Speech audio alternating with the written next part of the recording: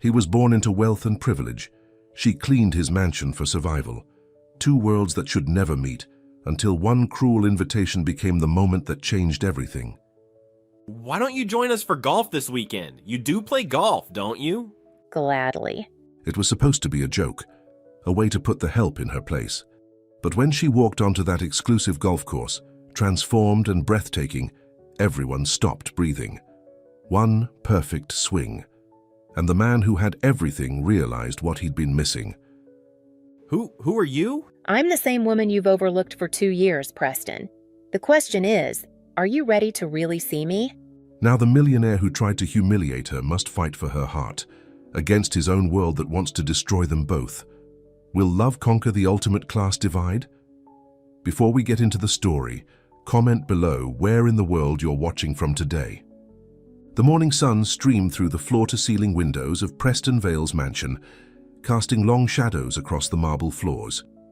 Preston, with his perfectly styled brown hair and designer pajamas, yawned as he made his way down the grand staircase. At 30 years old, he had never known a day of real work in his life. Why would he?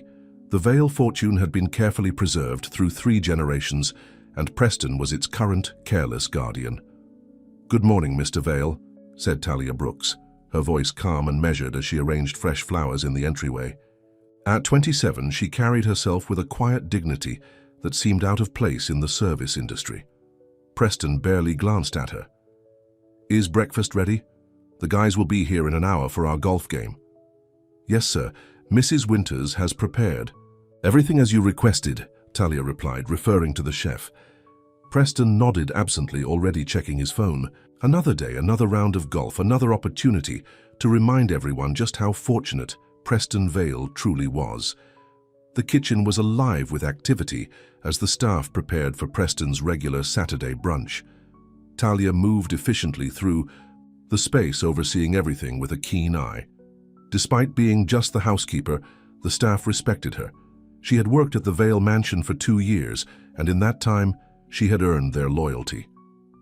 "He didn't even say thank you," whispered Maria, one of the younger maids, as she helped Talia arrange the pastry tray. Talia smiled patiently. "That's just how it is, Maria. Mr. Vale lives in his world, and we live in ours." What Preston didn't know, what he had never bothered to find out, was that Talia Brooks had a bachelor's degree in business administration. She had dreams once, big ones. But life had other plans. Her mother's illness had derailed everything, forcing Talia to take whatever work she could find to cover the mounting medical bills. The doorbell rang precisely at 10. Talia opened the front door to find Preston's usual crowd: Brandon Pierce, son of a banking mogul; Trevor Williams, whose family owned half the real estate in the city; and James Cooper, a trust fund kid whose main talent was spending his grandfather's money. "Well, hello there," Brandon said with a smirk, looking Talia up and down. "Is our boy ready?" "Mr. Vale is in the living room," Talia replied, stepping aside to let them enter. Preston's laughter echoed through the mansion as his friends joined him. They were loud, boisterous, and completely oblivious to anyone they deemed beneath them. "Talia, bring us some of that fancy scotch, will you?" Preston called out, not even turning to look at her. "Right away, Mr. Vale," she said, moving toward the bar cart. As she poured the drinks, she could hear their conversation. "So Pierce finally dumped that model," Trevor was saying. "Apparently she had the audacity to suggest he get a real job." The men roared with laughter. "Why work when Daddy's money works for you?" James added, raising his glass in a mock toast. Talia approached with the tray of drinks, her face carefully neutral. As she served them, Brandon's arm brushed against hers, not accidentally. "Tell me, sweetheart," he said, his voice dripping with condescension, "what's a pretty thing like you doing working as a maid? Couldn't find a rich man to take care of you?" Before Talia could respond, Trevor jumped in. "Oh, come on, Pierce." She probably couldn't understand the question anyway. "Didn't you notice that little accent?" Talia's accent was barely noticeable, just a hint of her southern roots. But it was enough for these men to make assumptions. "Actually," Talia said quietly, "I understood perfectly, and I prefer earning my living rather than inheriting someone else's hard work." The room fell silent. Brandon's face flushed red, but it was Preston who looked the most uncomfortable. No one spoke to his friends that way, especially not the help. "Well," Preston said, clearing his throat, "looks like someone's got quite the attitude for a housekeeper." The other men snickered, relieved that the awkward moment was breaking. Preston stood up, glass in hand, and approached Talia. There was something dangerous in his eyes, pride wounded, ego bruised. "You know what, Talia? Since you're so full of opinions, why don't you join us for golf this weekend, Saturday at the Pine Valley Club? You do play golf, don't you?"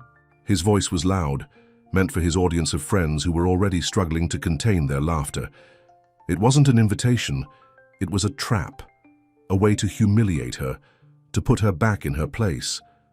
Talia looked Preston directly in the eyes. Most of the staff would have apologized, backed down, even quit on the spot, but not Talia. "Gladly," she said, her voice steady.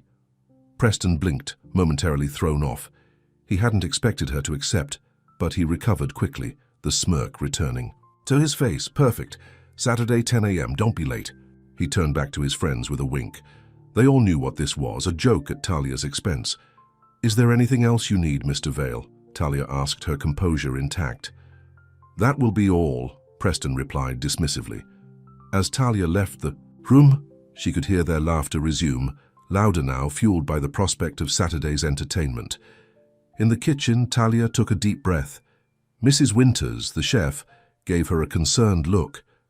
"I heard," she said gently, "you don't have to go, you know. You could call in sick." Talia shook her head. "No, Mrs. Winters, I'm going." What Preston and his friends didn't know, what they had never bothered to ask, was that Talia's father had been a golf instructor at a public course in Georgia. Before his death, he had spent countless weekends teaching his daughter the sport he loved. Talia hadn't picked up a club in years, but some things you never forget. That night, after finishing her duties, Talia made a phone call. "Sarah, it's Talia. Remember that favor you owe me? I need to borrow some golf clubs." Sarah, Talia's friend who worked as a personal shopper for the wealthy, didn't ask questions. She simply said, "I'll drop them off tomorrow." The week passed quickly. Preston had almost forgotten about his cruel invitation, assuming Talia would never show up. Saturday morning arrived with perfect weather, sunny and cool, ideal for golf. Preston and his usual group arrived at the Pine Valley Golf Club, an exclusive establishment where membership costs more than most people's annual salary. They were laughing and placing bets on their game as they approached the first tee. "Vale, good to see you," called out Richard Blackwood, the club president, as he approached their group. "Beautiful day for golf." "Couldn't ask for better," Preston replied, shaking the older man's hand.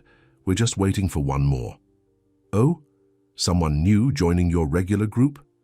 Preston exchanged glances with his friends, all of them trying not to laugh. "How you could say that, just a little entertainment." Richard raised an eyebrow but didn't push further. He had known Preston since he was a boy and was well aware of his sometimes questionable sense of humor. Preston was just about to tee off when a hush fell over the group. He turned to see what had caught everyone's attention. Walking toward them was Talia, but not the Talia they knew. Gone was the standard black and white uniform. Instead, she wore sleek, elegant navy golf attire. Her natural curls were pinned back, and designer sunglasses shielded her eyes. She carried a golf bag over her shoulder with easy familiarity. For a moment, Preston didn't recognize her. When he did, his mouth fell open slightly. "Good morning, gentlemen," Talia said as she approached. "I hope I'm not late." Brandon and Trevor exchanged confused glances. James stifled a laugh, assuming this was still going to end in humiliation for her.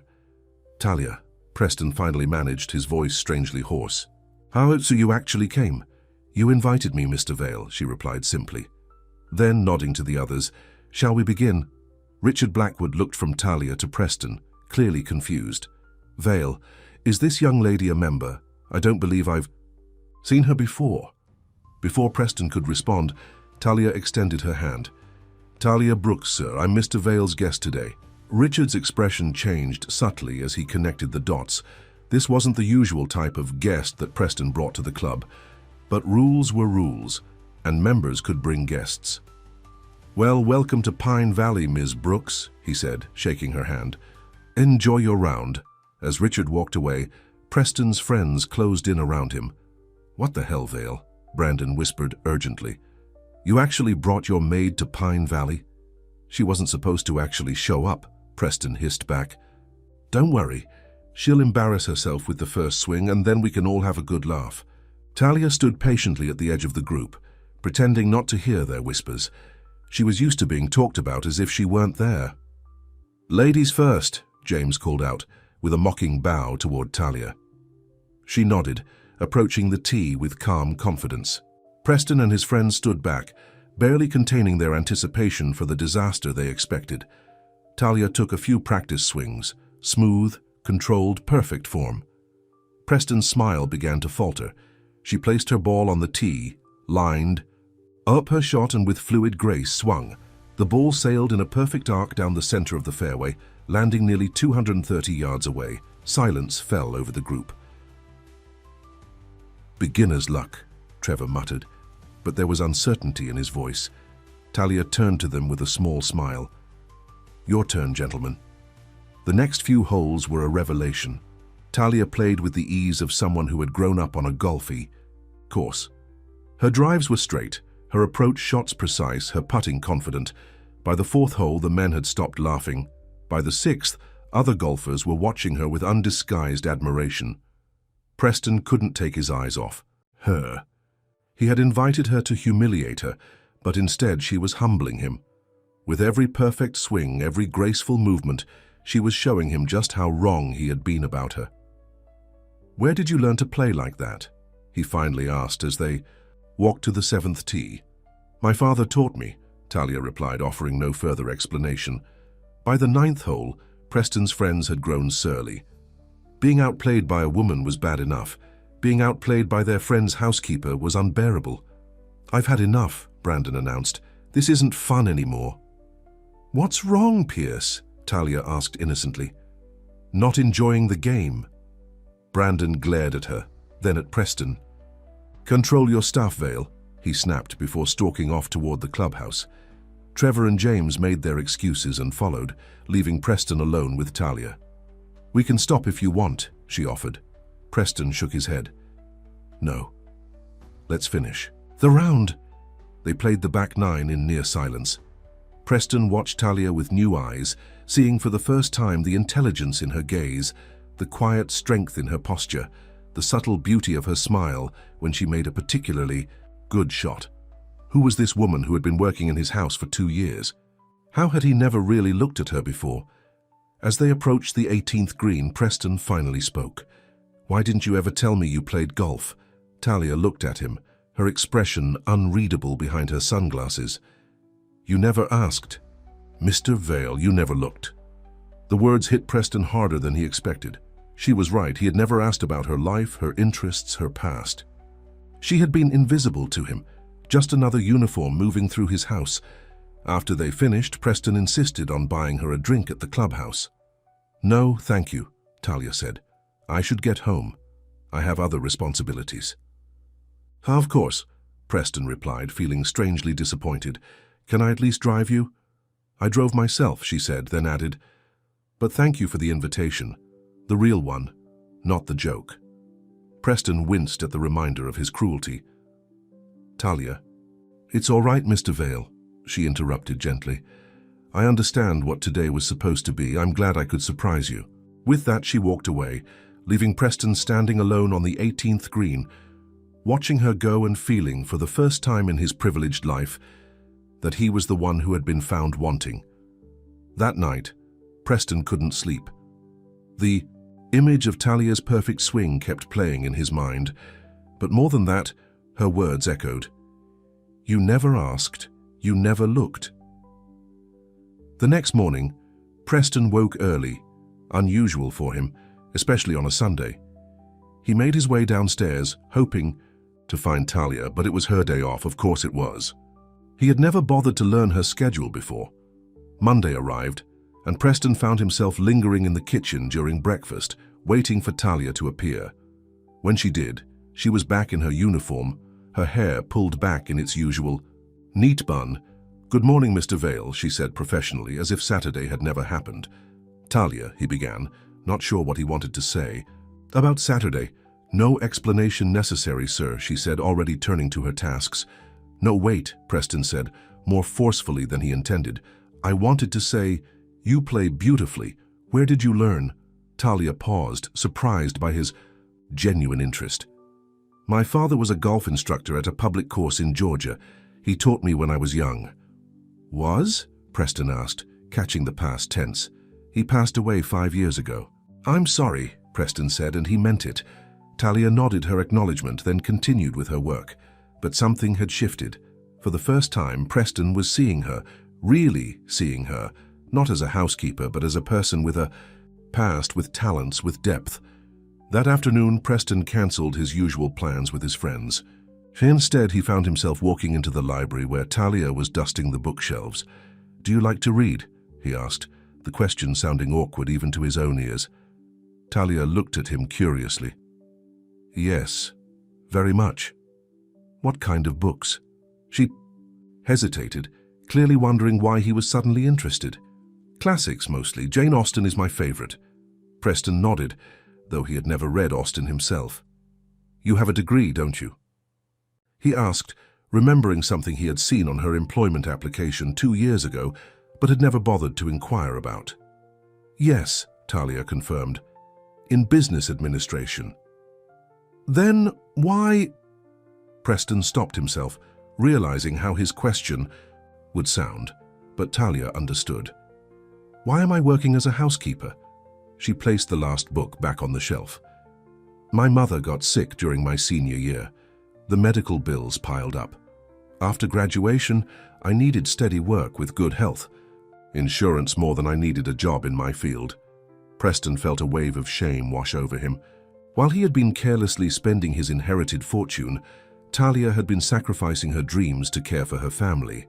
"Is your mother—" "She's better now," Talia said with a small smile. "Not completely well, but better." Preston wanted to ask more, to know everything about her, but Maria appeared at the door. "Miss Talia, there's a delivery for you at the service entrance." Talia nodded. "Excuse me, Mr. Vale." As she left, Preston remained in the library looking at the books she had been dusting. He pulled out a volume of Jane Austen's Pride and Prejudice and opened it, wondering what Talia saw in these pages that captivated her. In the days that followed, Preston found himself seeking out Talia's company in small ways. He would linger over breakfast, asking her opinion on the news. He would happen to be in the garden when she was cutting flowers for the dining room. Each interaction was brief, but each revealed another facet of the woman he had overlooked for so long. His friends noticed his absence from their usual activities. "What's going on with you, Vale?" Brandon demanded, when Preston declined yet another invitation to their regular poker night. "You've been MIA since that disaster at the golf course." "I've been busy," Preston replied vaguely. "Busy?" Trevor laughed. "You don't even have a job. What could you possibly be busy with?" Preston didn't have an answer they would understand.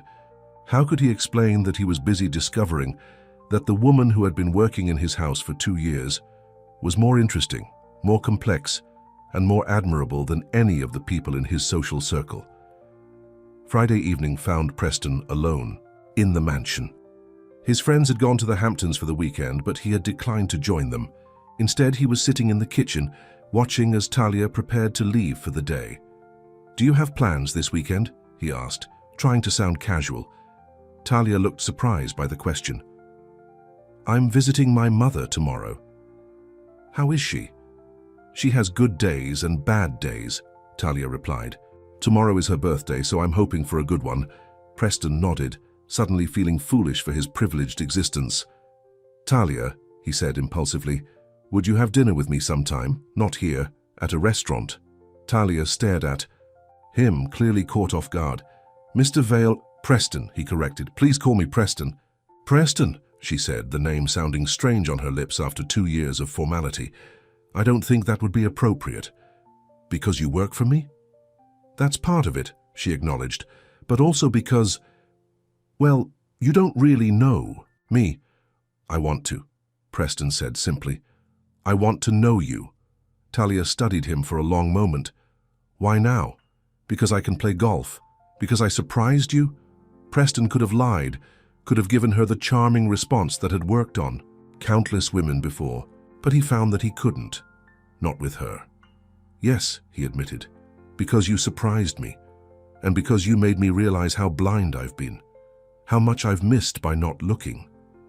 Talia's expression softened slightly.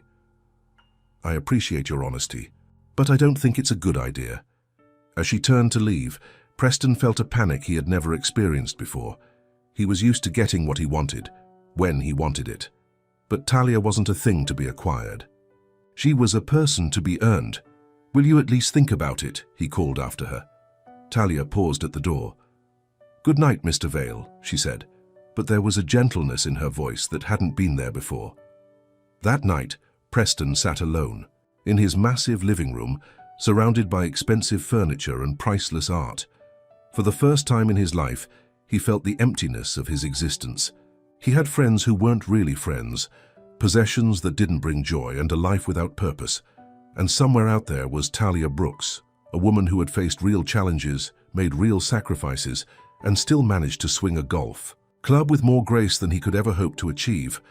Preston Vale, third-generation millionaire, had everything money could buy, but as he sat in his lonely mansion, he realized that the one thing he now wanted couldn't be purchased.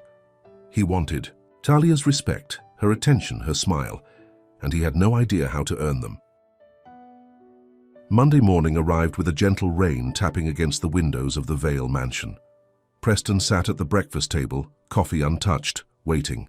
He had barely slept, his mind filled with thoughts of Talia, her perfect golf swing, her quiet dignity, the way she had looked at him with those knowing eyes. When she finally entered the kitchen in her uniform, Preston felt his heart beat faster. Good morning, Mr. Vale, she said professionally. Preston, he corrected gently. Please. Talia hesitated. Is there something you need this morning? Preston? How was your mother's birthday? He asked, genuinely interested. Surprise flickered across Talia's face. It was nice, thank you for asking. Did she like her gift? Talia's expression softened slightly. Yes, she did. I got her a new quilt. She loves to read in her chair by the window and it gets chilly. Preston nodded, trying to imagine Talia's life outside these walls, the home she returned to, the mother she cared for, the person she was when she wasn't serving him. I have a proposition for you, Preston said suddenly. Wariness returned to Talia's eyes. What kind of proposition? Not that kind, Preston assured her quickly. I'd like to hire you as my golf coach. Talia raised an eyebrow. You already belong to the most exclusive club in the state. They have professional instructors. They're not as good as you, Preston said simply, and I'd pay you, of course, double your hourly rate here. Talia studied him for a long moment. Why? Preston could have given her many answers, because he wanted to spend time with her, because he was attracted to her, because she fascinated him. But instead, he told her the truth. Because I want to be better. At golf, yes, but also at other things. Something in his tone must have convinced her, because she nodded slowly. 2 conditions, she said. First, we play at the public course where my father taught, not your country club. Second, this doesn't interfere with my regular hours here. Agreed, Preston said quickly before she could change her mind. When do we start? Wednesday is my afternoon off. Meet me at Oakwood Public Golf Course at 2. Preston's excitement was tempered by a sudden realization. Oakwood? That's on the east side of town, isn't it? The east side was not an area Preston frequented. It wasn't dangerous exactly, but it was decidedly middle class, a world away from his usual haunts. Is that a problem? Talia asked, a hint of challenge in her voice. Not at all, Preston replied, determined to show her he could step outside his comfort zone. Wednesday at 2, I'll be there. When Wednesday arrived, Preston found himself driving his least flashy car, a modest BMW instead of his usual Ferrari, into a part of town he had only passed through before. Oakwood Public. Golf course was nothing like the manicured perfection of Pine Valley. The grass was a little patchy in places, the clubhouse was small and simple, and the parking lot was filled with sensible sedans rather than luxury vehicles. Preston felt strangely nervous as he parked. He spotted Talia immediately, standing near. the entrance in simple but appropriate golf attire. Her hair was pulled back in a practical ponytail, and she wore no makeup. She looked younger, more relaxed, and even more beautiful. "You came," she said as he approached, surprise evident in her voice. "Did you think I wouldn't?" Talia shrugged. "I thought you might find this place beneath you." The comment stung, but Preston knew he deserved it. "I'm trying to be less of a snob," he said with a self-deprecating smile. "Well, it's a start that you're here," Talia acknowledged. "Come on, I've reserved a tea time." Inside the modest clubhouse, Preston was acutely aware of being out of place. His golf clothes, while deliberately chosen to be less ostentatious than usual, were still obviously expensive. The older man behind the counter greeted Talia with warm familiarity. "Talia Brooks, twice in 1 month. We're honored," he said with a genuine smile.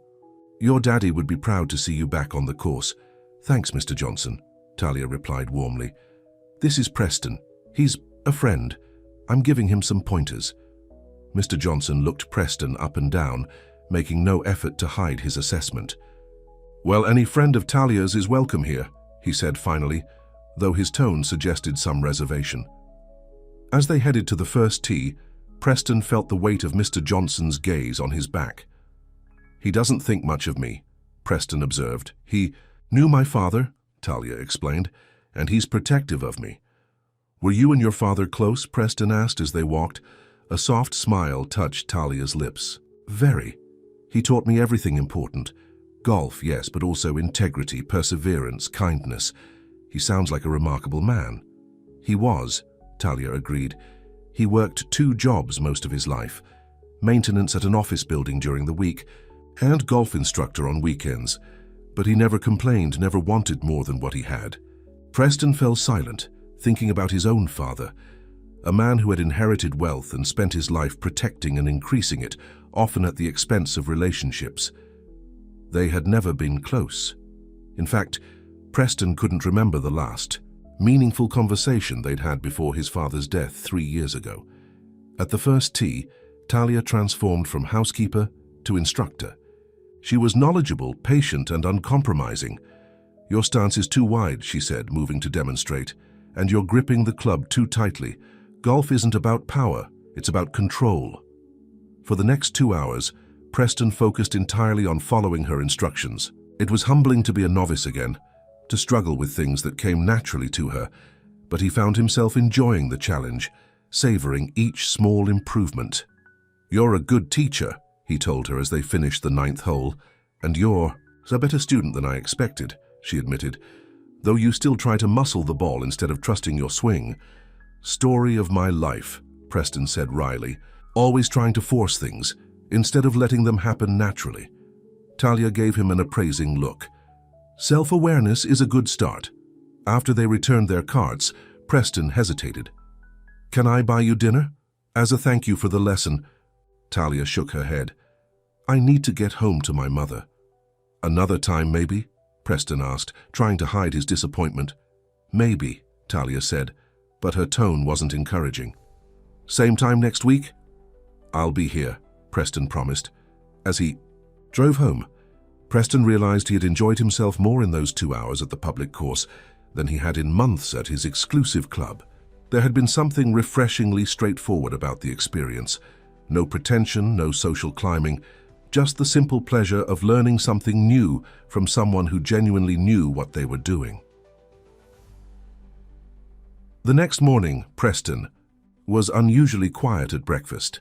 Talia moved around the kitchen with her usual efficiency, but he noticed a new awareness between them, a slight tension that hadn't been there before. "Thank you again for yesterday," Preston said as she poured his coffee. "You're welcome," Talia replied, her voice neutral. "Though I'm still not sure why you want lessons from me when you have access to professionals." Preston looked up at her. "Because they don't make me want to be better." Their eyes met, and for a moment, something flickered in Talia's expression. Surprise, perhaps, or uncertainty. Then she looked away, returning to her duties. That afternoon, Preston's phone buzzed repeatedly with messages from his friends. He had been avoiding them since the golf course incident, making excuses about business meetings and family obligations, but Brandon was persistent. "Vale, enough with the ghosting," his message read. "Charity gala at the Westbrook tonight. Be there or we're coming to drag you out." Preston sighed. He had no desire to return to his old social circle. But he knew they wouldn't stop pursuing him. Better to make an appearance and get it over with. The Westbrook Hotel's grand ballroom was transformed for the annual Children's Hospital Benefit Gala. Crystal chandeliers sparkled above tables adorned with elaborate floral arrangements. Women in designer gowns and men in tailored tuxedos mingled, their conversations creating a sophisticated hum throughout the space. As soon as Preston entered, Brandon spotted him. "Vale! Finally!" he called out, crossing the room with Trevor and James in tow. "Where have you been hiding?" "Just taking some time for myself," Preston replied vaguely. "Well, you picked a hell of a time to go antisocial," Trevor said, lowering his voice. "Camila Reynolds has been asking about you all week." Preston followed Trevor's gaze to where Camila stood across the room, tall, blonde, and impeccably dressed in a gown that probably cost more than most people's monthly salary. She was exactly the type of woman Preston would have pursued a month ago, wealthy, socially connected, and undeniably beautiful. Now he felt nothing but a vague disinterest. "Not really in the mood tonight," Preston said, surprising his friends. "Not in the mood for Camila Reynolds." James looked at him as if he'd grown a second head. "Are you sick?" "Maybe he's still sulking about being shown up by the help," Brandon suggested with a smirk. Preston felt a flash of anger. "Her name is Talia," he said sharply, "and she didn't show me up. She outplayed all of us." The three men exchanged glances. "Okay. Seriously, what's going on with you?" Brandon demanded. "First you disappear, then you show up defending your maid." "Housekeeper," Preston corrected automatically. "Whatever." Brandon waved his hand dismissively. "The point is, you're acting weird. Is this about your father's anniversary coming up?" Preston had almost forgotten that it had been 3 years since his father's death. "No, it's not about that." "Then what?" Preston hesitated. How could he explain to these men, his oldest friends, the people he had grown up with, that he was questioning everything about his life, that a woman they considered beneath them had made him see how empty his existence was? "I've just been thinking about making some changes," he said finally. "What kind of changes?" Trevor asked suspiciously. "I don't know yet," Preston admitted, "but something different." Before his friends could press further, Camila approached, saving Preston from having to explain. "Preston Vale," she said, her voice warm with invitation. "I was beginning to think you were avoiding me." Preston summoned his most charming smile. "Never. You look stunning, Camila." She preened under his compliment. "Dance with me?" As Preston led Camila to the dance floor, he caught Brandon watching them with a satisfied expression. This was the world he belonged in, the world of wealth, privilege, and beautiful women who understood the game. This was safe, familiar. So why did it suddenly feel so hollow? As they danced, Camila chatted about her recent trip to Paris, the new summer home her family had purchased in the Hamptons, and the latest drama within their social circle. Preston nodded at appropriate intervals, but his mind was elsewhere. Jean, a patchy public golf course, with a woman who saw through his charm to the emptiness beneath. "You're not listening to a word I'm saying, are you?" Camila finally said, annoyance creeping into her voice. "I'm sorry," Preston apologized. "I've got a lot on my mind." Camila studied his face. "It must be important to distract you from me," she said, her tone making it clear how unlikely she found that possibility. "It is," Preston admitted. The song ended, and Preston escorted Camila back to the edge of the dance floor. He made his excuses and headed for the bar, needing a moment alone. As he waited for his scotch, he overheard a conversation from 2 older men standing nearby. "Vale's boy seems lost these days," one of them was saying. "Harold would be disappointed to see him drifting without purpose." "The 3rd generation usually is where fortunes start to crumble," the other replied. "No hunger, no drive, just entitlement."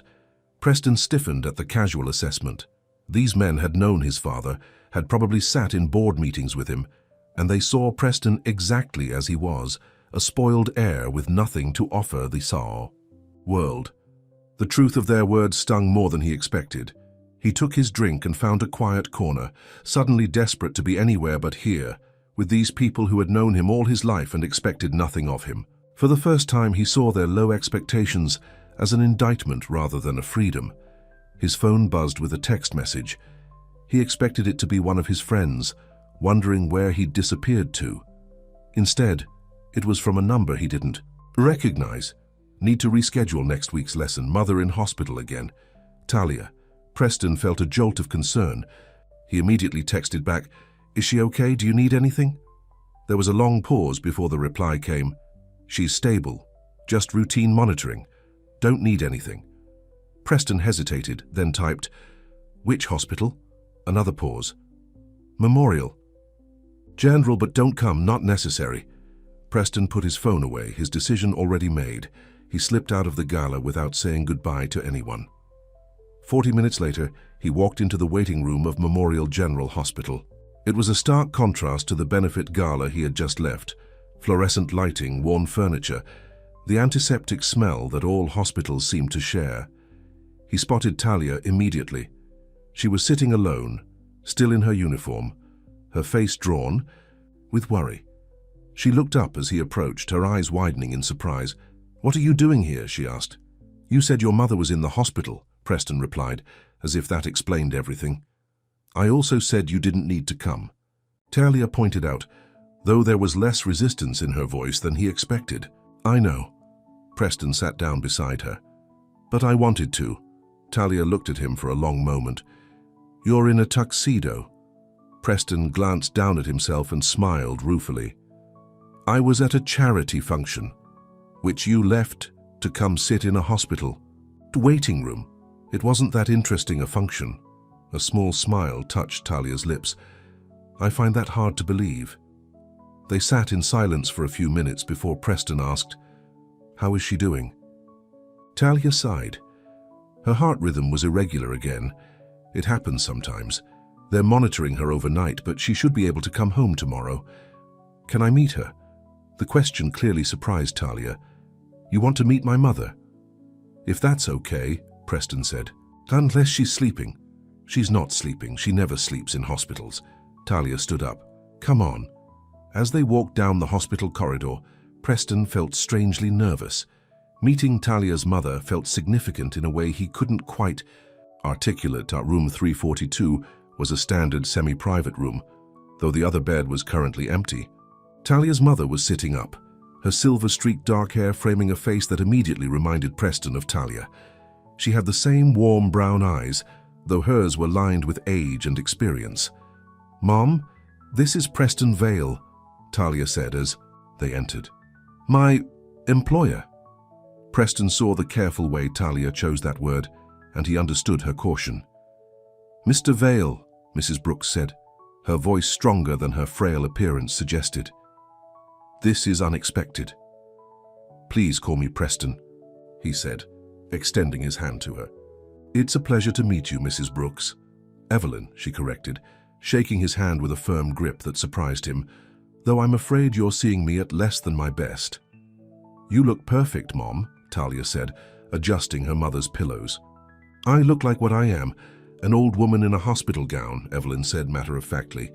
Then to Preston, "So you're the young man who tried to humiliate my daughter at the golf course." Preston felt his face flush with shame. Yes, I was." "Mom," Talia protested, "that's not why he's here." "Why are you here, Mr. Vale?" Evelyn asked directly. Preston looked at Talia, then back at her mother. "Because I care about your daughter," he said honestly, "and she cares about you, so when I heard you were in the hospital, I wanted to be here." Evelyn studied him with the same direct gaze Talia often used. Was all she said, but Preston had the distinct impression he was being carefully evaluated.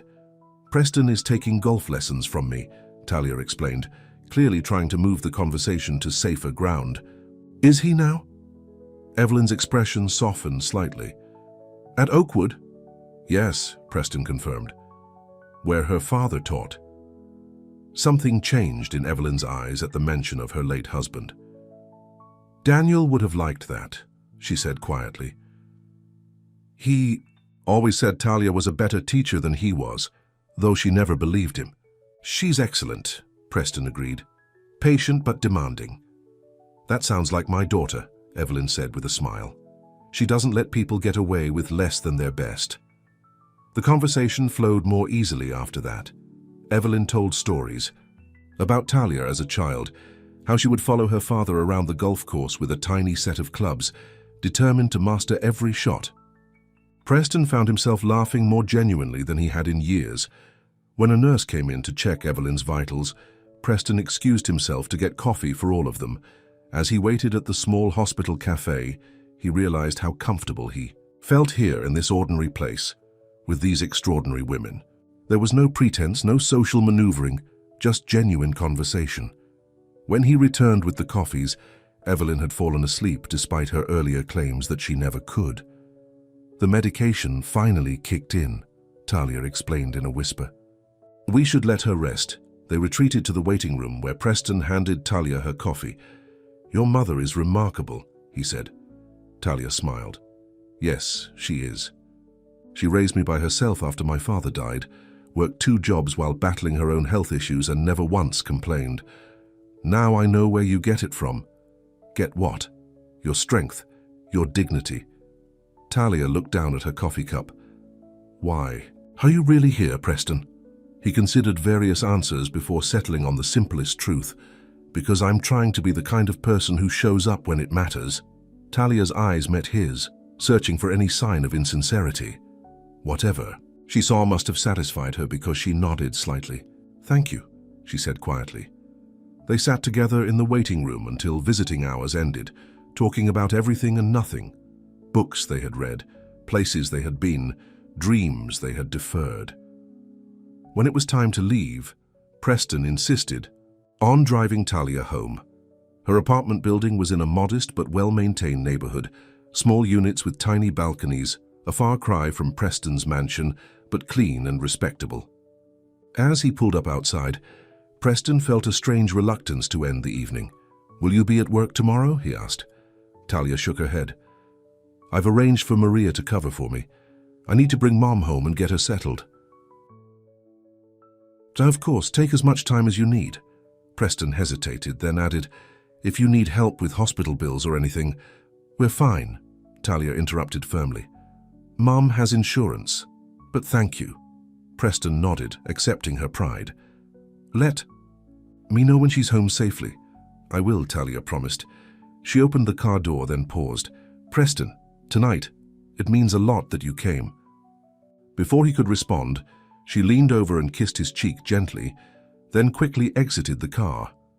Preston sat there for a long moment after she had disappeared into her building, his hand touching the spot where her lips had brushed his skin. It had been the briefest of contacts, yet it felt more significant than any passionate encounter he had ever experienced. As he drove home to his empty mansion, Preston realized that something fundamental had shifted inside him. The world he had grown up in, the world of wealth, privilege, and shallow connections, suddenly seemed foreign and unappealing. The gulf between who he had been and who he wanted to be stretched before him, vast and intimidating. But for the first time in his life, Preston Vale was willing to do the work to bridge that gap, because on the other side was a woman who saw him clearly and despite everything had kissed him goodnight. The next morning, Preston's phone buzzed with a text message. Mom, home and resting. Thank you again for yesterday. Talia. Preston smiled, typing his reply.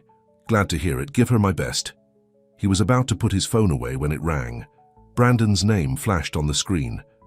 Preston sighed, knowing he couldn't avoid his friends forever. Vale. Brandon's voice was cold when Preston answered. Care to explain why you disappeared from the gala? Camila was looking for you all night. Something came up, Preston said vaguely. Something more important than Camila Reynolds? The woman half the men in town would kill to date. Preston hesitated, then decided on honesty. Yes, actually, something much more important. There was a pause before Brandon spoke again, his voice suspicious. Is this about that housekeeper? Please tell me you're not throwing away your social standing for the help. The casual contempt in Brandon's tone made Preston's jaw tighten.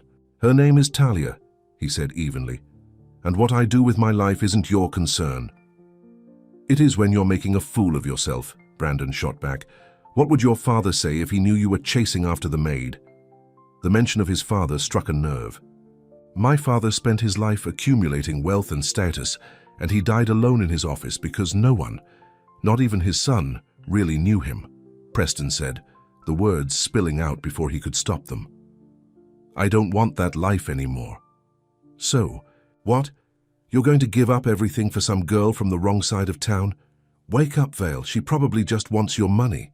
Preston laughed bitterly. That's the difference between her and everyone else in our circle, Pierce. She's the only one who's never asked me for a thing.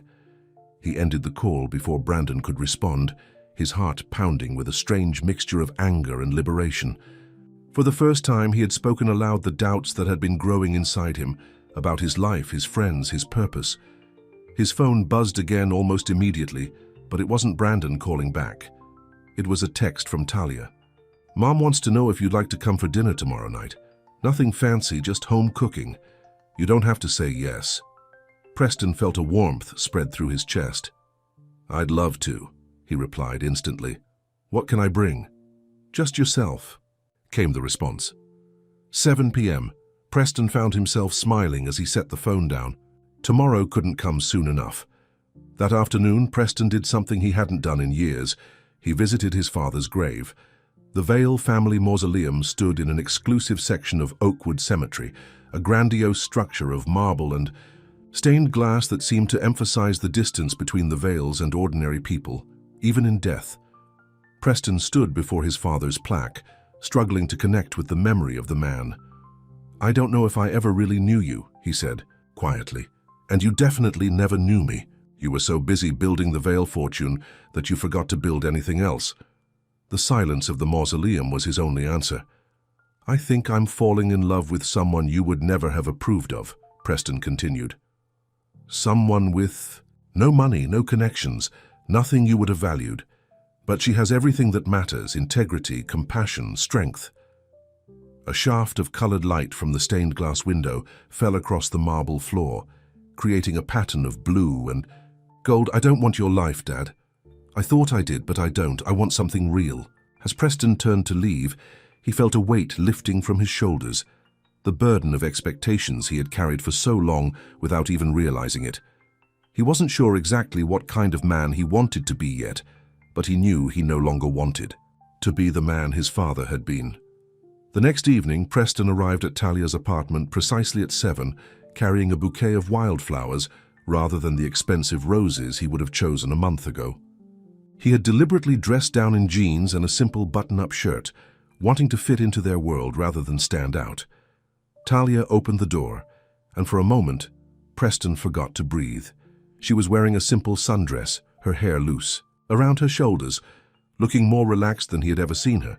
Hi, she said, a hint of shyness in her smile. Come in. The apartment was small but immaculately kept. Bookshelves lined one wall filled with well-read volumes. Family photos covered another, showing Talia at various ages with her parents. It was nothing like Preston's mansion, with its designer furniture and impersonal spaces. This was a home, Evelyn. Brooks was seated in a comfortable chair by the window, a quilt, presumably the birthday gift Talia had mentioned, draped over her lap. Preston, she greeted him warmly. Thank you for the hospital visit. It's not often a man in a tuxedo shows. Up at my bedside, Preston laughed. It was my pleasure, Evelyn. How are you feeling? Better every day, she assured him, though Talia fusses too much. I fuss exactly the right amount, Talia called from the kitchen. Dinner's almost ready. Preston offered the wildflowers to Evelyn. These are for you. Evelyn's face lit up. How lovely. Talia, get a vase for these beautiful flowers. Talia appeared with a simple glass vase. These are gorgeous, she said, taking the bouquet. Much nicer than fancy roses. Preston smiled, pleased that she understood his choice. Dinner was served at a small table in the combined living and dining area. The meal was simple: roast chicken, vegetables from the farmer's market, and homemade rolls, but more delicious than any gourmet restaurant Preston had ever visited. The conversation flowed easily, with Evelyn asking thoughtful questions about Preston's life and interests. Unlike his usual social interactions, there was no jockeying for position, No subtle inquiries about his wealth or connections. They simply wanted to know him. "So, Preston," Evelyn said as they finished dessert, a homemade apple pie that put his chef's creations to shame. "What are your intentions toward my daughter?" "Mom," Talia protested, her cheeks flushing. Preston set down his fork, giving the question the serious consideration it deserved. "Right now, my intention is to become the kind of man who deserves her attention," he said honestly. "I'm not there yet, but I'm trying." Evelyn nodded, apparently satisfied with his answer. "Fair enough." After dinner, while Talia insisted on clearing the dishes alone, Preston helped Evelyn back to her chair. "By the window." "She's special, my Talia," Evelyn said quietly as they watched her moving around the kitchen. "She gave up so much to take care of me. Her career, her dreams." "I know," Preston replied. "She's the most selfless person I've ever met." Evelyn turned her penetrating gaze on him. "Your world and hers are very different, young man." "Yes," Preston agreed. "But I'm learning that her world has more to offer than mine." "It won't be easy," Evelyn warned. "People like your friends, they don't accept people like us." "Then I'll need new friends," Preston said simply. A smile touched Evelyn's lips. "You might be worth something after all, Preston Vale." Later, when it was time to leave, Talia walked Preston to his car. The night was clear, stars visible despite the city lights. "Thank you for coming," Talia said. "Mom really enjoyed your company." "So did I," Preston replied. "This has been the best evening I've had in maybe ever." Talia smiled, her face beautiful in the soft glow of the streetlights. "You're different when you're not trying to impress anyone." "I'm finding that I like that version of myself better," Preston admitted. They stood close, neither wanting to end the moment. Slowly giving her every chance to pull away, Preston leaned down and kissed her gently. Talia hesitated for just a second before kissing him back, her hand coming up to rest against his chest. When they parted, Preston felt dizzy with happiness. "I should go," he said reluctantly. "Golf lesson tomorrow." "I'll meet you at Oakwood at 2, Talia confirmed, her eyes shining. As Preston drove away, he glanced in his rearview mirror and saw Talia still standing there watching him go. Something was growing between them, something real and precious and completely unexpected. What neither of them realized was that someone else had been watching too. Parked down the street in a car much less conspicuous than his usual Ferrari, Brandon Pierce sat seething. He had followed Preston, determined to find out what or who had caused his friend's strange behavior. Now he knew, and he wasn't happy about it. As Preston's car disappeared around the corner, Brandon pulled out his phone and dialed Trevor. "You won't believe what our boy Vale is up to," he said darkly. "It's worse than we thought." "What do you mean?" Trevor asked. "I mean he's not just sleeping with the help," Brandon replied. "I think he's actually falling for her." There was a pause before Trevor spoke. "This could be a problem." "It's already a problem," Brandon said, watching as Talia went back inside her apartment building. "But don't worry, I know exactly how to fix it." As he hung up, Brandon smiled, coldly. Preston Vale might think he wanted to leave their world behind, but Brandon wasn't about to let that happen, not without a fight. The next 2 weeks passed in a blur of happiness for Preston and Talia. Their golf lessons at Oakwood became the highlight of Preston's week, not because of the golf itself, but because of the woman teaching him. He loved watching Talia in her element, confident, knowledgeable, and completely at ease in a way she never was at his mansion. After each lesson, they would share a simple meal at the small cafe next to the course. Preston found himself opening up to her in ways he never had with anyone else, about his distant relationship with his father, his mother's early death, his doubts about the empty life he had been leading. "I feel like I've been sleepwalking for 30 years, he confessed one evening as they sat on a bench overlooking the 9th hole, doing what was expected, never questioning anything. Talia's hand found his, their fingers intertwining naturally. It's never too late to wake up. At the mansion, their relationship remained professional during Talia's working hours, though the staff couldn't help but notice the change in their employer. Preston was more considerate, remembering their names, asking about their families. Mrs. Winters, the chef, commented that the young master seemed like a different person altogether. In the evenings, when Talia's work was done, Preston would often drive her home, sometimes staying for dinner with her and Evelyn. He found himself more comfortable in their small apartment than in any of the exclusive clubs or restaurants he had once frequented. His friends, however, were growing increasingly concerned about his absence from their social circle. Brandon, in particular, was determined to bring Preston back into the fold. On a sunny Thursday morning, as Preston sat on the patio enjoying his coffee, Brandon arrived unannounced at the mansion. "We need to talk," he said without preamble, taking a seat across from Preston. "Good morning to you too," Preston replied dryly. Brandon ignored the sarcasm. "What's going on with you and the maid?" Preston's jaw tightened. "Her name is Talia, and what's going on between us is none of your business." "It is when you're making a fool of yourself," Brandon insisted. "People are talking, Vale. Do you have any idea what this is doing to your reputation?" "I don't care." Brandon leaned forward, his voice lowering. "Look, I get it. She's attractive in an exotic way. Have your fun if you must, but be discreet about it. Don't go parading her around in public."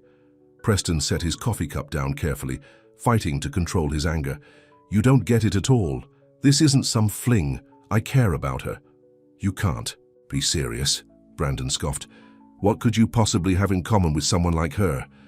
"More than I've ever had with someone like you," Preston replied coldly. Brandon's face hardened. "You've known this woman for what, a month? You've known us your entire life. We're your real friends." "Are you?" Preston challenged. "Or are you just people who use each other for connections and entertainment?" "That's not fair, isn't it? When was the last time any of you asked me how I was really doing? When was the last time we had a conversation that wasn't about money or parties or women?" Brandon sat back, studying Preston with narrowed eyes. "This is worse than I thought. She's completely turned your head." "She's helped me see things clearly." "For the first time," Preston corrected. "Well, see this clearly," Brandon said, his tone turning threatening. "If you continue this, whatever it is, you'll be cut off from our circle. No more invitations, no more connections, no more deals. Your father built relationships with half the business community through our families. Are you really willing to throw all that away?" Preston met his gaze steadily. "If that's the price, yes." Brandon stood up, his expression cold. "You'll regret this, Vale. When she's taken you for everything and moved on to her next mark, don't come crawling back to us." As he watched Brandon storm off, Preston felt a strange sense of relief. The threat of exclusion from his old social circle should have terrified him. It would have, just a month ago. Now it felt like freedom. When Talia arrived an hour later, Preston was waiting for her in the kitchen. "Good morning," she said with a smile that faltered when she saw his expression. "What's wrong?" "Brandon was here," Preston said simply. Talia's face fell. "He knows about us." "Yes." "What did he say?" Preston hesitated, not wanting to repeat Brandon's crude insinuations. "He made it clear that if I continue seeing you, I'll be persona non grata in our social circle." Talia nodded slowly, as if this was exactly what she had expected. "And how do you feel about that?" "Honestly, relieved." Preston moved closer to her. "I don't want that life anymore, Talia. I want something real. I want you." Talia's eyes searched his face. "Are you sure that world has been your entire life?" "It's been my existence, not my life," Preston corrected. "There's a difference." He pulled her into his arms, no longer caring about maintaining professional boundaries in the mansion. "Let them talk. Let them cut me off. None of it matters." Talia rested her head against his chest, but Preston could feel the tension in her body. "It's not that simple, Preston. The people in your world, they don't just walk away when they're unhappy. They find ways to hit back." Her words proved prophetic the very next day. Preston received a call from his investment advisor sounding unusually nervous. "Mr. Vale, there's been an unusual movement in your portfolio. Several of your business partners are pulling out of joint ventures." Preston frowned. "Which ones?" "The Pierce's firm has withdrawn from the downtown development project. The Williams Trust is selling their stake in Vale Enterprises, and the Cooper Investment Group is cancelling the merger talks. All companies tied to Brandon, Trevor, and James. This was no coincidence." "I see," Preston said calmly. Let them go. Sir, this represents a significant portion of your business interests, the advisor cautioned. Your quarterly returns will be substantially impacted. I'll survive, Preston replied. I still own controlling interest in the core companies, correct? Yes, but then there's nothing to worry about, Preston assured him, though he knew that wasn't entirely true. His former friends were using their financial leverage to punish him, hoping economic pressure would force him back into line.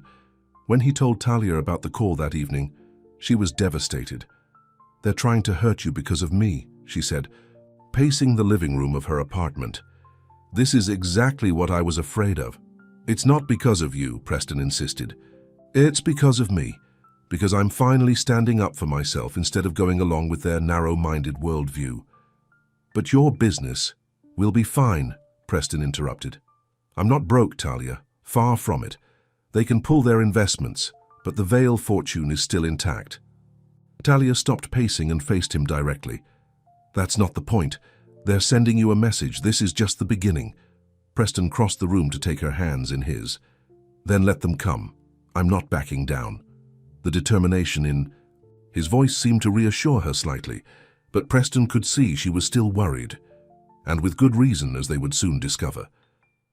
The following Monday, Talia arrived at work to find an unexpected visitor waiting in the kitchen. Camila Reynolds, elegant in a designer dress that cost more than Talia earned in 3 months, was casually sipping coffee at the counter.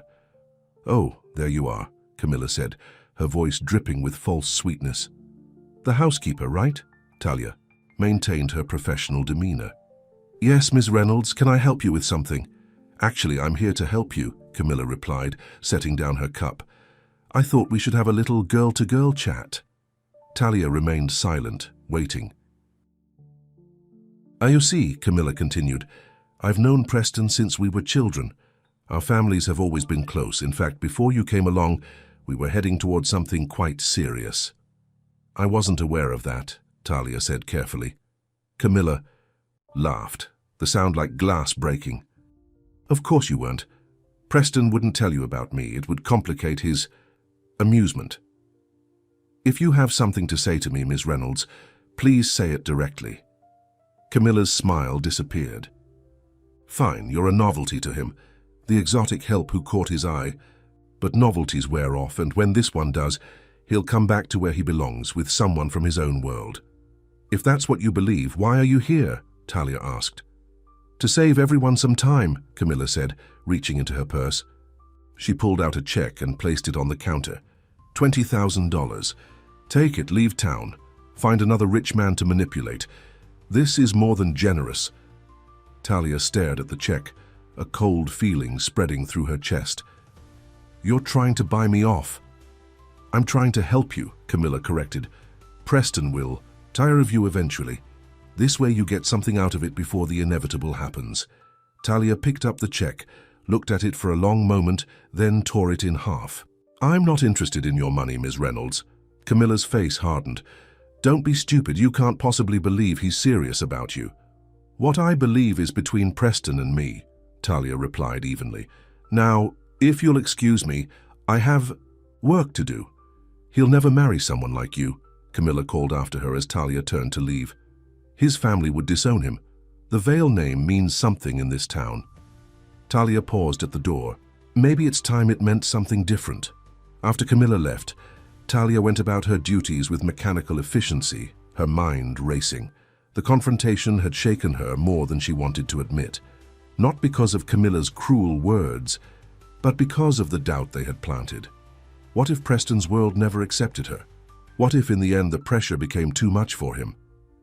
When Preston returned home that evening, he found Talia in the library, dusting books with unusual intensity.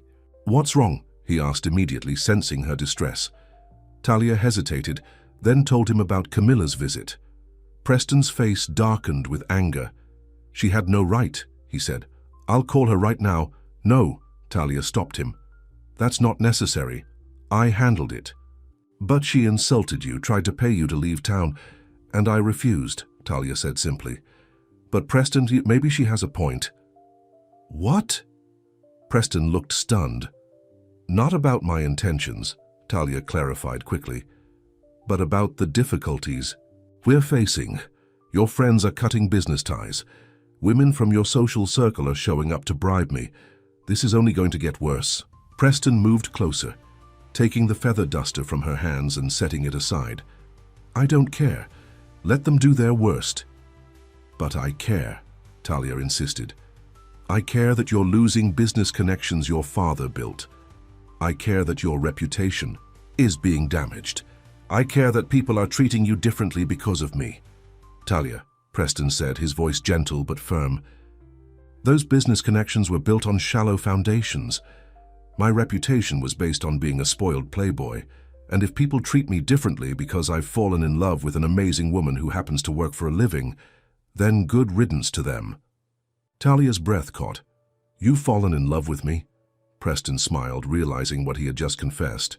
"Yes, I love you, Talia Brooks. And nothing, not Brandon, not Camila, not the entire social register of this town, is going to change." "That," tears filled Talia's eyes, "I love you too. That's why this is so hard. I don't want to be the reason your life falls apart." "You're the reason my life is finally coming together," Preston corrected, pulling her into his arms. "The rest is just noise." They stood there in the library, holding each other, while outside their fragile bubble, forces were gathering to tear them apart. The next morning brought more unwelcome news. Preston's invitation to the annual Vale Foundation Gala, the charity his grandfather had established and that still bore their family name, was rescinded. "I'm sorry, Mr. Vale," the apologetic voice on the phone explained. "The board felt that, given recent circumstances, it would be best if you didn't attend this year." Preston was stunned. The Vale Gala was the premier social event of the season, and more importantly, it was his family's legacy. To be excluded from it was unprecedented. "Who made this decision?" he demanded. "The board voted unanimously," the voice replied evasively. Preston knew immediately what had happened. Brandon's father was the chairman of the Vale Foundation Board. This was another calculated move to pressure him. "I see," Preston said coldly. "Please inform the board that I will be attending, with a guest, and if they have a problem with that, they can find another name for the foundation." He hung up before the flustered administrator could respond. His hands were shaking with anger. This had gone too far. When he told Talia about the call, she was horrified. "Preston, no, you can't risk the foundation over this. It's your family's legacy." "It's just a name on a building," Preston argued. "And if they're going to use it as leverage against me, maybe it shouldn't have my name at all." "This is serious," Talia insisted. "The foundation does important work. Are you really willing to jeopardize that because of me?" "Because of us," Preston corrected. "And yes, I am. Some things are worth fighting for." Despite her protests, Preston was adamant. He would attend the gala and Talia would be his date. The message to Brandon and his circle would be clear. Preston Vale would not be intimidated. The night of the gala arrived, warm and clear. The Vale Foundation headquarters, a stately building in the heart of downtown, was transformed with lights and flowers. A red carpet led up the marble steps, where photographers waited to capture images of the city's elite. Inside her apartment, Talia stared at her reflection in the mirror, hardly recognizing herself. The dress Preston had insisted on buying her, over her initial objections, was a masterpiece of midnight blue silk that flowed like water around her curves. Her hair was swept up in an elegant style, and a simple diamond pendant, a gift from Preston, adorned her neck. "You look beautiful," Evelyn said from the doorway, her eyes filled with pride and concern. "Like a princess." "I feel like an imposter," Talia admitted. Evelyn crossed the room to stand behind her daughter. "You are exactly who you are meant to be, Talia Brooks. Never forget that." The doorbell rang, announcing Preston's arrival. When Talia opened the door, the look on his face made all her doubts momentarily vanish. He stared at her with such open adoration that she couldn't help but smile. "You're breathtaking," he said simply. In the limousine on the way to the gala, Talia's nerves returned. "Are you sure about this? We could still turn around?" Preston took her hand. "I've never been more sure of anything in my life." As they pulled up to the red carpet, Talia took a deep breath. Whatever happens in there, remember that I love you. That's all that matters, Preston replied, squeezing her hand before the door opened. The flashbulbs began immediately as Preston Vale, heir to one of the city's largest fortunes, stepped out of the limousine. The chatter of the photographers increased when he turned to offer his hand to Talia, helping her emerge with grace that belied her nerves. "Who is she?" one photographer called out. "Mr. Vale, over here," shouted another. Preston placed his hand firmly on the small of Talia's back, guiding her up the red carpet with protective pride. At the entrance, they were met by a flustered event coordinator. "Mr. Vale, there seems to be some confusion about your attendance." "There's no confusion," Preston interrupted smoothly. "I'm here with my date, Ms. Talia Brooks. Our table is reserved, as always." The coordinator hesitated, glancing nervously toward where Brandon's father, Harold Pierce, was watching with a thunderous expression. "Of course, sir," she finally said, leading them into the ballroom. The reaction to their entrance was immediate. Conversations paused, heads turned, whispers began. Talia felt the weight of hundreds of judgmental stares, but Preston's steady presence beside her gave her strength. They were seated at the Vale table, traditionally positioned at the front of the room. Across from them, Camila Reynolds sat with her parents, her face a mask of fury. Brandon, Trevor, and James were at a nearby table, exchanging dark looks. "Everyone's staring," Talia whispered to Preston. "Let them," he replied, taking her hand openly on the table. "You belong here as much as anyone." The evening progressed with painful slowness. Throughout dinner, no one at their table spoke to them directly, maintaining a bubble of isolation around the couple. Talia endured it with quiet dignity, though Preston could feel the tension in her hand. When it was time for the speeches, Harold Pierce took the podium, his voice booming through the ballroom. "Welcome to the 30th Annual Vale Foundation Gala," he began. "For 3 decades, this foundation has represented the highest standards of our community, tradition, excellence, and proper values." His emphasis on the last words was unmistakable, his gaze fixed pointedly on Preston and Talia. "While we celebrate our past achievements tonight, we must also look to the future," Pierce continued. "A future that honors the vision of our founders and maintains the social fabric they worked so hard to create." Preston's jaw tightened as he recognized the thinly veiled message. This wasn't just about him and Talia anymore. This was a public rebuke, a statement that relationships like theirs threatened the social fabric these people valued. When Pierce finally yielded the podium to the foundation director, Preston leaned over to Talia. "I need to say something," he whispered. Talia's eyes widened. "Preston, no, this isn't the place." "It's exactly the place," he insisted. "This is my family's foundation. I won't let them use it to insult you." Before she could protest further, Preston was on his feet, making his way to the podium as the director finished announcing the evening's fundraising total. "And now," the director said, clearly surprised to see Preston approaching, "I believe Mr. Preston Vale would like to say a few words." A murmur ran through the crowd as Preston took the stage. He looked out over the sea of familiar faces, people he had known his entire life, people who had watched him grow up, people who now regarded him with a mixture of curiosity and disapproval. "Thank you," Preston began, his voice steady despite his racing heart. "As many of you know, the Vale Foundation was established by my grandfather, Robert Vale. What some of you might not know is why he created it." Preston paused, looking directly at Harold Pierce. "My grandfather grew up poor.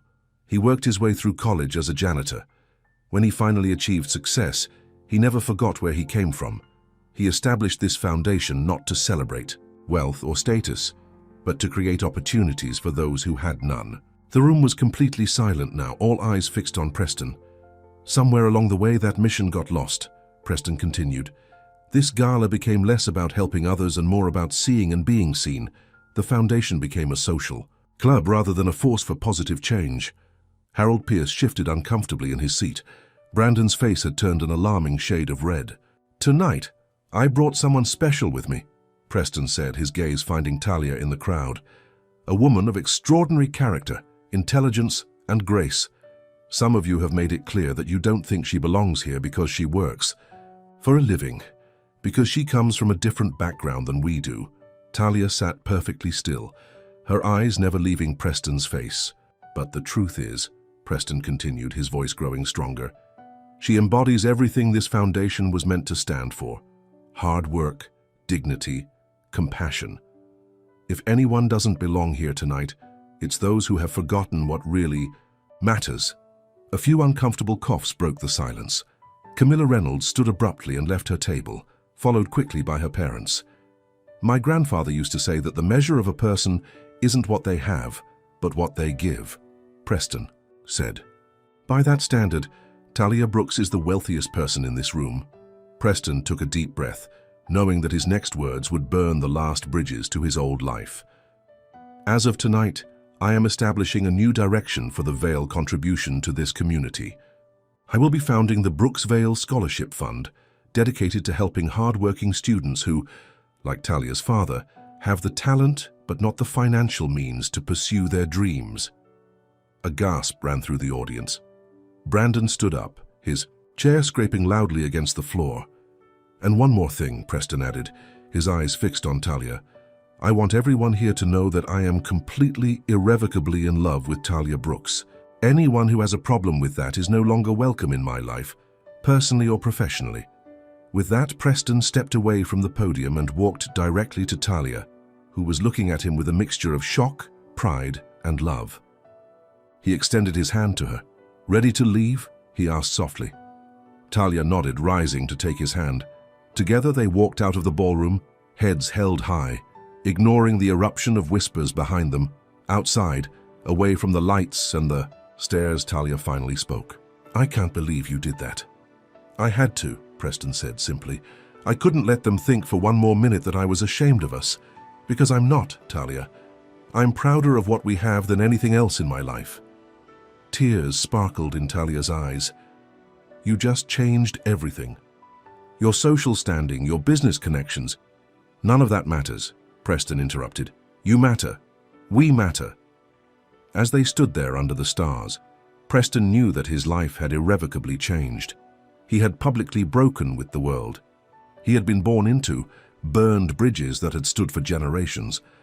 But looking at Talia's face, feeling the rightness of her hand in his, he had no doubts. What neither of them realized, as they left the gala in their bubble of newfound certainty, was that Brandon Pierce was watching them from the shadows, his face twisted with fury. "So I've gone too far this time, Vale," he muttered, pulling out his phone. "Time to show your precious housekeeper who she's really dealing with." The war had just begun. The morning after the gala, Preston woke with a strange mixture of liberation and apprehension. He had slept better than he had in years, knowing he had finally stood up for what he believed in, for who he believed in. But he also knew there would be consequences. His phone had been buzzing non-stop with calls and messages, most of which he ignored. The society pages were already running stories about his public meltdown at the gala, painting him as a man who had lost his mind over a household employee. "Vale Air Shocks Elite with inappropriate relationship," read one headline. "Preston Vale throws away family legacy for love affair with staff," declared another. Preston tossed the newspaper aside with disgust. Not one of these stories mentioned Talia's name, her character, her dignity. To them, she was just the help, a nameless woman who had somehow bewitched the wealthy heir.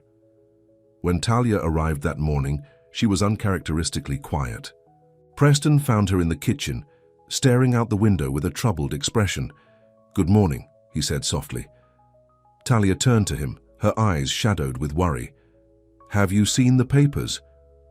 "Yes," Preston admitted, "but they don't matter." "They do matter," Talia insisted. "They're painting you as someone who's lost his mind. They're questioning your judgment, your business acumen, everything."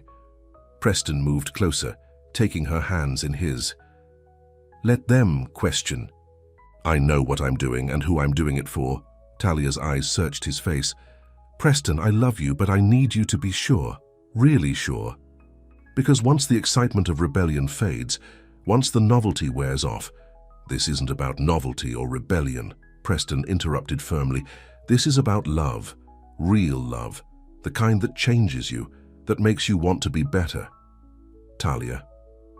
Wanted to believe him, her heart already did, but years of practical experience made her cautious. Your whole world is against us. Then we'll build a new world, Preston said simply. Together. Before Talia could respond, Preston's phone rang. It was his lawyer sounding uncharacteristically urgent. Mr. Vale, I think you should come to the office immediately. There's been a development. What kind of development? Preston asked, instantly alert. It's regarding your father's will.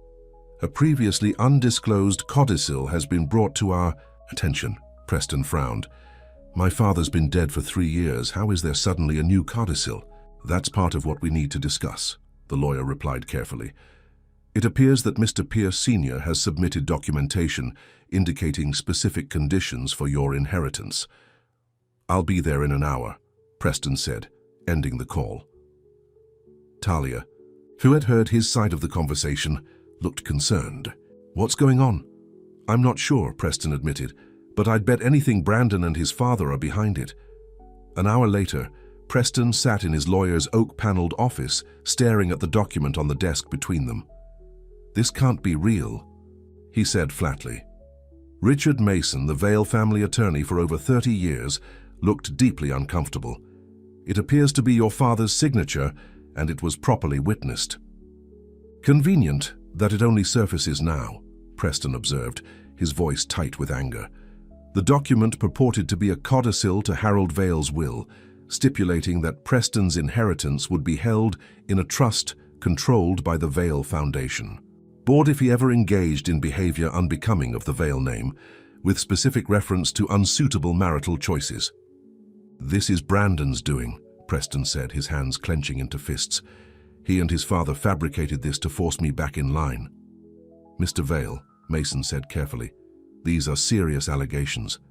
The Pierce family has been connected to your family for generations, and they believe that gives them the right to control me, Preston replied bitterly. How quickly can you challenge this? We can file immediately, but these cases can take months, even years to resolve. In the meantime, the board could potentially freeze your assets. Preston stood up, pacing the office. They really think they can blackmail me into giving up Talia. Is that who this is about? Mason asked, realization dawning. The young woman from the gala? Yes, Preston confirmed. I love her and certain people find that is inconvenient. Mason leaned back in his chair, studying Preston thoughtfully. You know, I've been your family's attorney since before you were born. I knew your father well.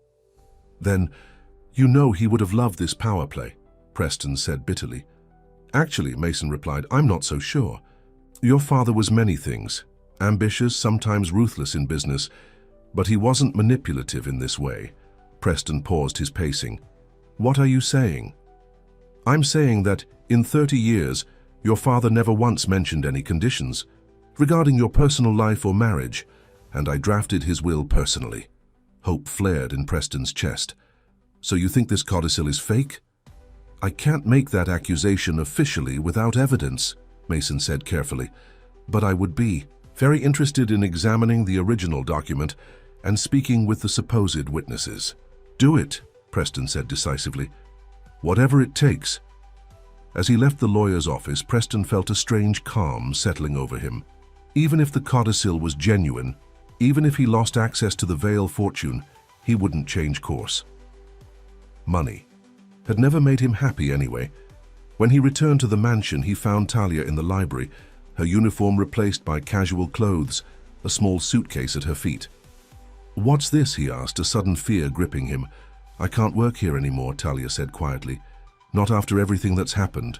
Talia, no, let me finish, she interrupted gently. I can't be your housekeeper anymore.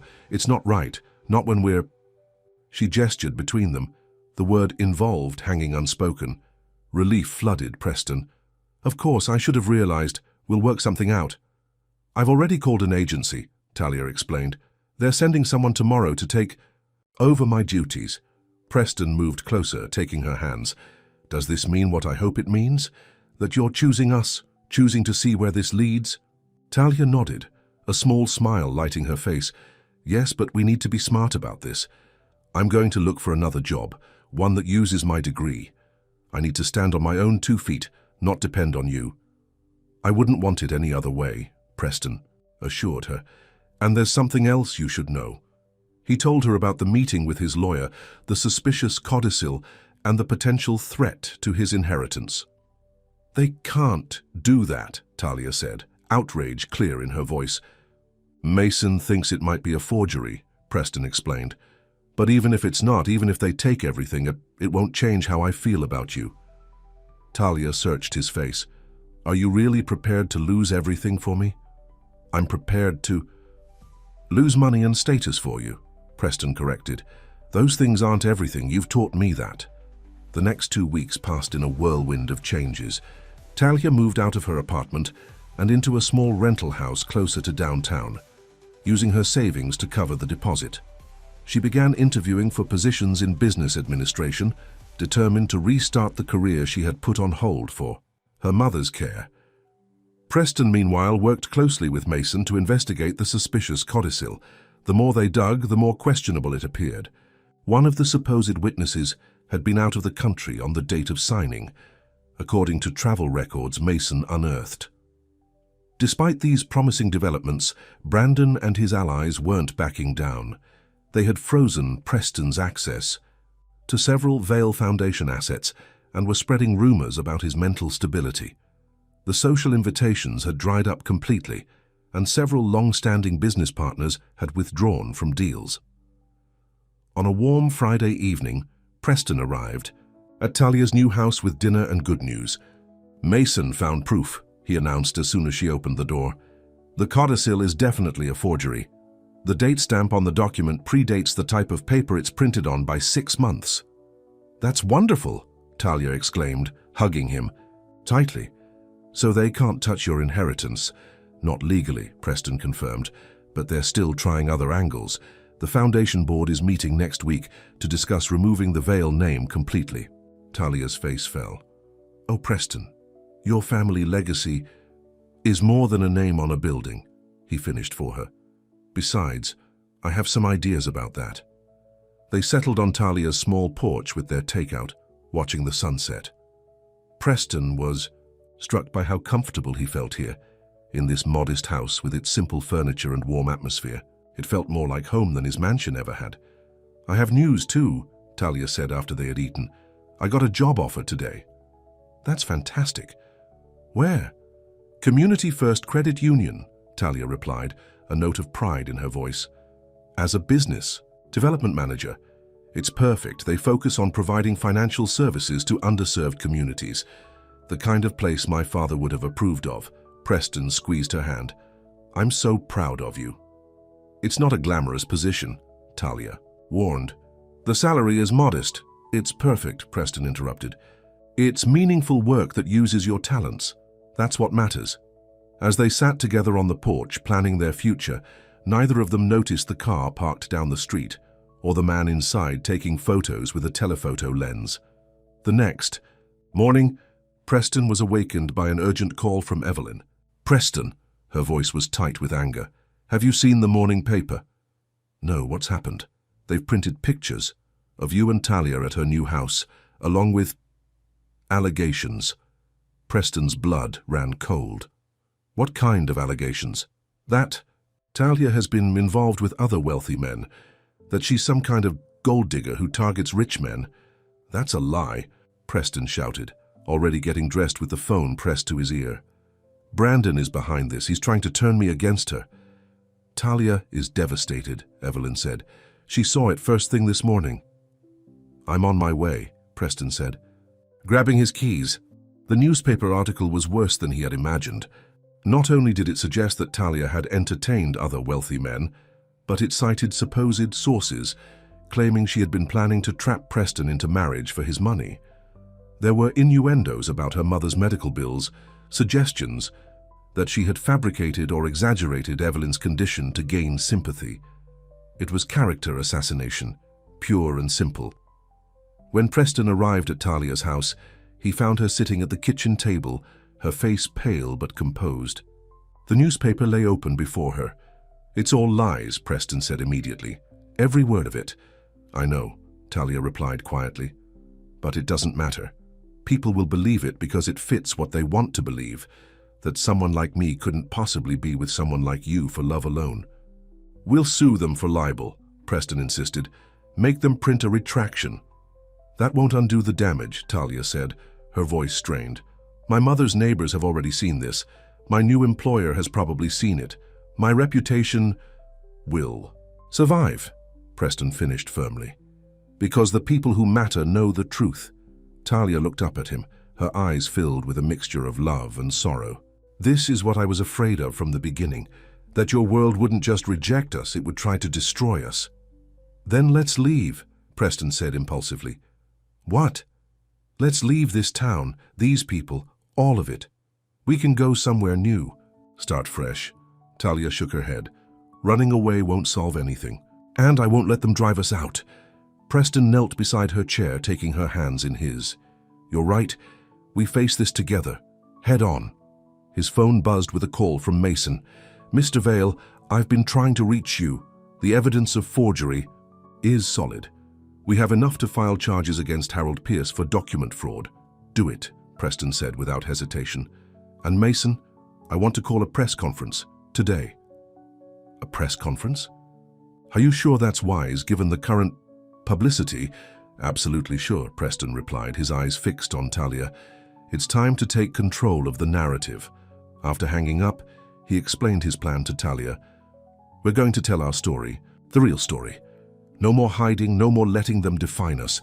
Do you really think anyone will listen? Talia asked, doubt clear in her voice. They'll listen, Preston assured her, because the truth is more compelling than their lies. That afternoon, the steps of the Vale corporate headquarters became the stage for an unexpected drama. News cameras and reporters gathered, drawn by the promise of a statement from Preston Vale regarding the morning's scandalous article. Preston stood confidently at the podium, Talia by his side, both of them dressed professionally and projecting a united front. Thank you all for coming, Preston began. I've called this press conference to address the false and malicious allegations printed in this morning's newspaper. The cameras flashed as he held up a copy of the offending article. Let me be absolutely clear. These allegations against Talia Brooks are completely fabricated. They represent a coordinated attempt by certain individuals to damage her reputation and pressure me into ending our relationship. Preston paused, making eye contact with several reporters to ensure they were capturing his words. Today, my attorney has filed charges against Harold Pierce for forging a codicil to my father's will, a desperate attempt to control my personal life through financial blackmail. We have conclusive evidence of this forgery, which will be presented in court. A murmur ran through the assembled press. But this isn't just about legal battles or social standing, Preston continued, his voice softening as he turned slightly toward Talia. This is about a woman of extraordinary character who has been unjustly attacked simply because she dared to love someone from a different social background. Talia's eyes shone with unshed tears as Preston spoke. I grew up with every privilege, every advantage, Preston admitted, but I never knew what true richness was until I met Talia Brooks.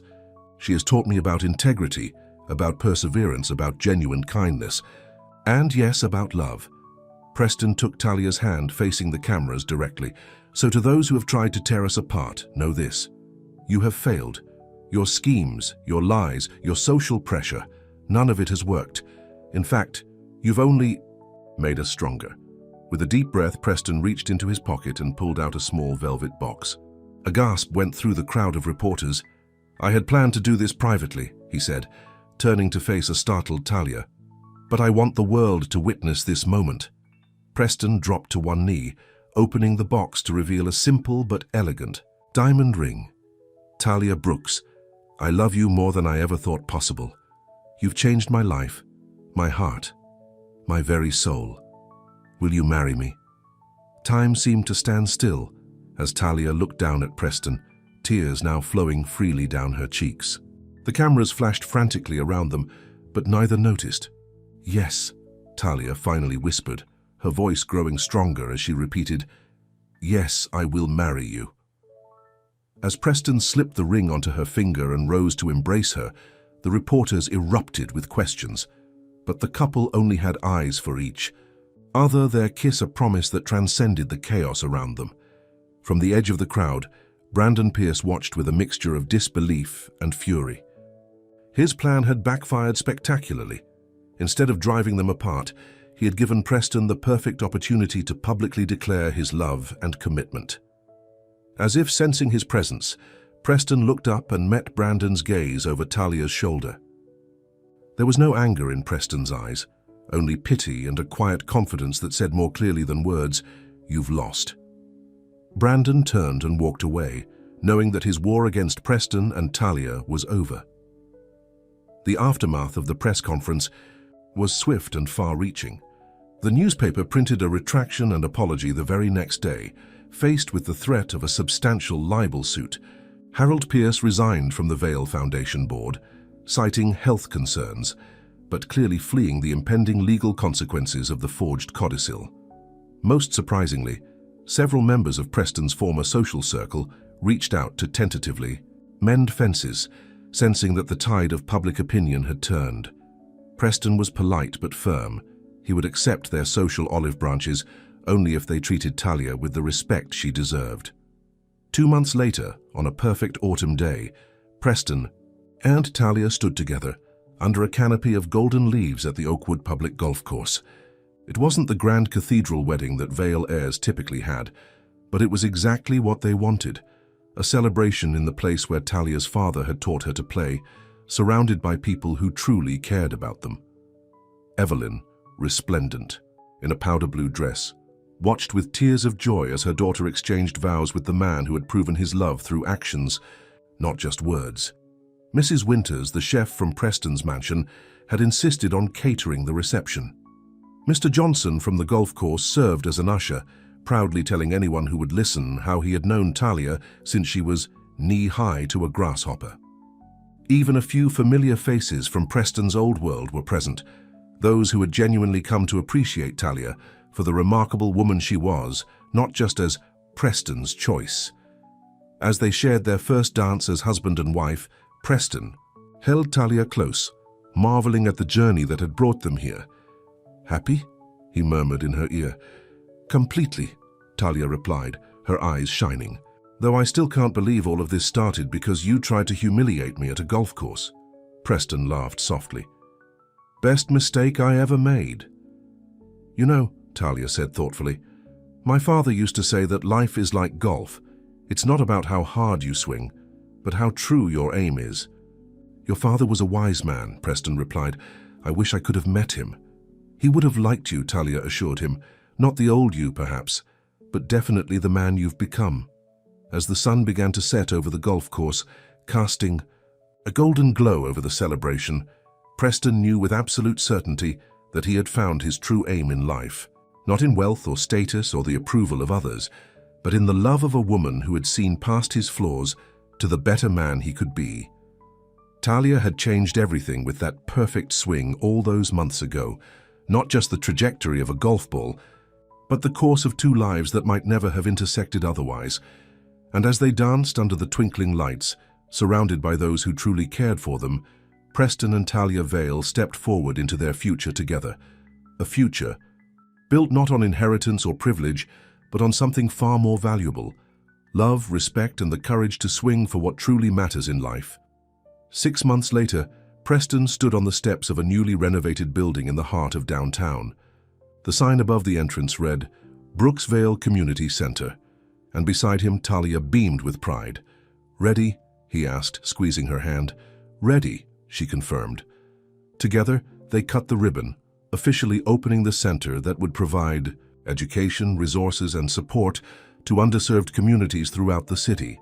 It was funded by the new foundation they had established together, a far more meaningful legacy than anything Preston's father had built. Inside, classrooms were prepared for financial literacy courses, computer training, and golf lessons for underprivileged youth. A portrait of Daniel Brooks, Talia's father, hung in the main hallway, his kind eyes seeming to approve of all they had accomplished. As community members filled the space, admiring the facilities and enjoying the celebration, Evelyn approached the couple, her health much improved in recent months. "Daniel would be so proud," she said, embracing her daughter, "of both of you." "We couldn't have done it without you, Mom," Talia replied. Your strength has always inspired us." Later, as the celebration continued around them, Preston led Talia to a quiet corner. "I have something for you," he said, handing her a small wrapped package. Talia opened it to find a custom-made golf ball with their wedding date engraved on it, nestled in a velvet box. "For your perfect swing," Preston explained. "The one that changed everything." Talia smiled, tears of happiness shining in her eyes. "I think we both took a pretty good swing at life, don't you?" "The best," Preston agreed, pulling her close, "and we're just getting started." As they rejoined their guests, Preston marveled at how a moment of cruelty had led to a lifetime of love, how his attempt to humiliate Talia had instead humbled him, opening his eyes to what truly mattered. Sometimes, he reflected, the most important lessons come from the most unexpected teachers. And sometimes the perfect swing isn't about the golf ball at all. It's about having the courage to aim for a better version of yourself and the wisdom to recognize when someone sees in you what you haven't yet seen in yourself. For Preston and Talia Vale, that perfect swing had changed everything, and they wouldn't have it any other way.